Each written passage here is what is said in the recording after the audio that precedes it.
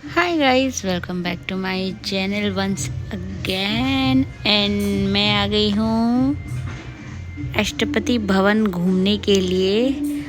राष्ट्रपति भवन तो नहीं, exact Mughal garden, जिसका नाम अब अमृत। इस तरीके से आप फ्री पासेस ले सकते हो अपने एक नाम पे जितने भी विजिटर हो।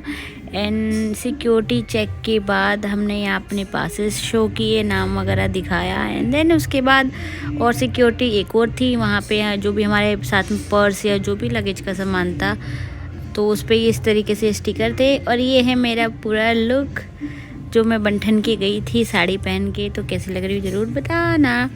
एंड मतलब मैं तो वीक डेज़ में गई थी, बट मुझे इतना उम्मीद नहीं थी कि यहाँ पे इतनी भीड़ मिलेगी। वैसे भी साल में एक बार ही खुलता था पहले मुगल गार्डन, यानी अमृत उद्यान। बार बार मुगल गार्डन निकल रहा है मुँह से। तो यहाँ पे अभी 8 से 11 के बीच में कुछ फुटबॉल ग्राउंड पे कोई नॉर्थ ईस्ट का भी कुछ मतलब कोई सेमिनार वगैरह कुछ तो होने वाला है उनका कुछ। तो इस तरीके से एंड ये उसका पूरा लेआउट है उद्यान उत्सव का, जो भी है विजिटर मैप, किधर से एंट्री है किधर से एग्जिट है, ओवरऑल सारा इसमें है किस तरीके से।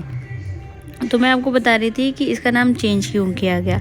तो पहले इसका नाम था मुगल गार्डन। एंड देन जैसे कि आप सब जानते हैं कि हमारे प्रधानमंत्री जी ने भी ये बात बोली थी कि हम आज़ादी के अमृत उत्सव में हम एंटर कर चुके हैं, इसलिए हम इस मुगल गार्डन, जो कि मुगलों के नाम पे, यानी कि एक तरीके से हमें जो क्या बोलते हैं उसको, मतलब गुलामी की याद दिलाए, इस उसको हटाकर अमृत उत्सव गार्डन कर दिया गया, ताकि वी फील कि हम अब आज़ाद हैं और हमें किसी और का नाम लेने की ज़रूरत नहीं थी। बिकॉज़ ये नाम अंग्रेज़ों का रखा हुआ था इस गार्डन को, तो हमने अपना नामकरण कर दिया। जैसे कि आप सब जानते हैं देश में आजकल यही चल ही रहा है।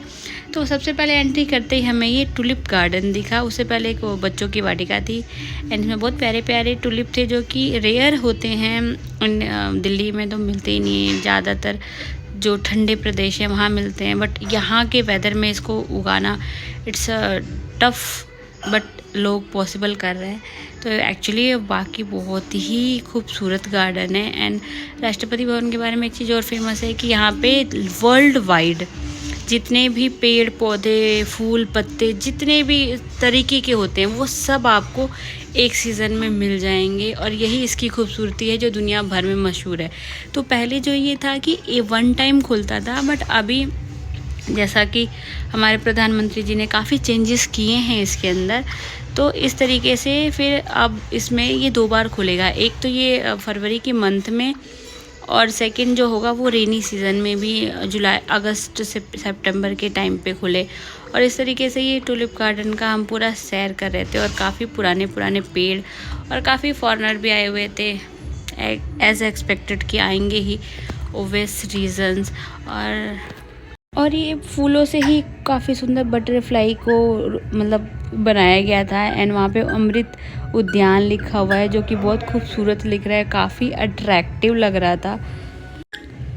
तो मैं आपको बता दूं कि जो राष्ट्रपति भवन है, हमें से आप बहुत सारे लोग जो हैं राष्ट्रपति भवन किसने बनवाया, कब बना, उसके बारे में पता ही नहीं होगा। तो राष्ट्रपति भवन जो है वो ब्रिटिशर्स ने बनवाया था, जो वहाँ के जो उनके वाइसराइज होते थे। जैसे हमारे राष्ट्रपति जी हैं, उस टाइम पे उनके वाइसराइज होते थे, जो हेड लेवल के जो बंदे होते थे, वो उनके रहने के लिए स्पेशली बनवाया गया था। जब वो लोगों ने अपना कोलकाता से अपना जो राजधानी थी वो दिल्ली शिफ्ट कर ली थी, तो रायसेना हिल्स की पहाड़ियों को काट कर ये राष्ट्रपति भवन बनवाया गया। एंड जो हमारे उस टाइम पे जो ब्रिटिशर्स के जो वाइसराय थे, उनकी वाइफ को गार्डन बहुत पसंद था, तो स्पेशली उनके लिए ये मुग़ल टर्म्स में, मुग़ल डिज़ाइन में, जो कि जम्मू कश्मीर का काफ़ी फेमस है मुग़ल गार्डन, उसके तर्ज पे ये बनाया गया है। और ये गार्डन पूरा बनाया गया है, ये करीबन कई एकड़ में फैला हुआ है, एग्जैक्ट 11 एकड़ में फैला हुआ ओवरऑल पूरा गार्डन जो राष्ट्रपति भवन का है। और इसकी सुरक्षा बहुत ज़्यादा है। एंड आप इसका एक भी पेड़ पौधा कुछ नहीं तोड़ सकते, अगर आप तोड़ते हो तो आपके ऊपर फ़ाइन लग जाएगा, तो इस बात का ज़रूर ख्याल रखें। और ये हैं बोनसाई पेड़, जो कि काफ़ी पुराने होते हैं, कई तो हज़ारों साल पुराने होते हैं। उनको स्पेशली उस तरीके से इनकी कटाई छटाई की जाती है कि ये छोटे ही रहते हैं बट इनकी जड़ें मोटी हो जाती हैं, और इनको काफ़ी लकी माना जाता है अपने ऑफिस और घरों में रखना। तो ये मतलब दुनिया भर से इकट्ठे किए हुए बोनसाई के पौधे हैं और इनकी देख रेख में बहुत पैसा लगता है और बहुत ही सुंदर भी है। आपको एक जगह देखने को ये मिल सकते हैं। एंड देन उसके बाद ये म्यूज़िकल फाउंटेन है जो कि सितार, और राष्ट्रपति भवन की एक सबसे खूबसूरत चीज़ जो थी ना कि एक होता है जब आप घूम रहे हो तो बैकग्राउंड में जो सितार का जो म्यूज़िक बज रहा था ना वो इतना खूबसूरत लग रहा था। मतलब ऐसे लग रहा था कि हम किसी मतलब कौन से ज़माने में आ गए हैं एंड वी आर जस्ट मतलब हम ऐसे घूम रहे हैं एंड वो पीछे से सितार वितार बज रहा है। तो वो घूमने में ना कान आँखों को के साथ साथ कानों को भी बहुत सुंदर मतलब प्रदान हो रहा था। ऐसा लग रहा था कि बस घूमते रहो बट फूटे भाग कह सकते हैं, क्योंकि मैंने तो सोचा था धूप बहुत तेज़ होगी तो काफ़ी मज़ा आएगा, बट एंटर करते ही ये बादल छा गए और कुछ देर में यहाँ बारिश भी शुरू हो गई थी तो हम लोग ज़्यादा देर तक यहाँ रह नहीं पाए थे। यानी काफ़ी खूबसूरत फूलों का वो बनाया गया। ये है हमारे राष्ट्रपति जी का भवन जहाँ पे हमारी राष्ट्रपति साहिबा रहती हैं, महामहिम राष्ट्रपति। तो मैंने सोचा क्यों ना मैं फ़ोटो खिंचवाऊँ, बट जैसा कि आप देख सकते कोई ना कोई आ ही रहा है तो मैंने सोचा छोड़ो फ़ोटो को मारो गोली।